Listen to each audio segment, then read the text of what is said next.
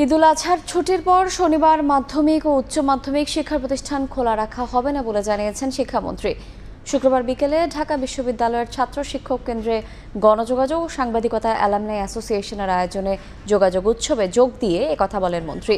তিনি বলেন 2026 সালে এসএসসি পরীক্ষা হবে নতুন কারিকুলামে। উৎসবে অ্যালামনাই সদস্য ও জাতীয় সংসদের সদস্য আখতারুজ্জামান সহ 3 জনকে সম্মাননা দেওয়া হয়। অ্যাসোসিয়েশনের সভাপতি শামসুল হকের সভাপতিত্বে অনুষ্ঠানে যোগ দেন ঢাকা বিশ্ববিদ্যালয়ের উপাচার্য অধ্যাপক এএসএম মাকসুদ কামাল সহ আরও অনেকেই।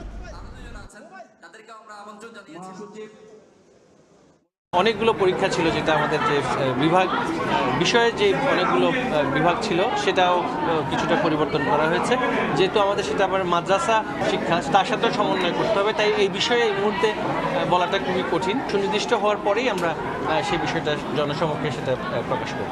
বিশেষজ্ঞদের মতামত নিয়েই এখন পর্যন্ত সেটা খোলা আছে, তবে সাময়িক একটি প্রক্রিয়া, সেটা সেই দীর্ঘবয়সের বিষয়ে আমাদের যদি একটা পরিপূর্ণ চিত্র পাওয়া যায় পরবর্তী ঈদুল আজহা পরবর্তী সময়ে, তখন হয়তোবা সেটা থাকবে না।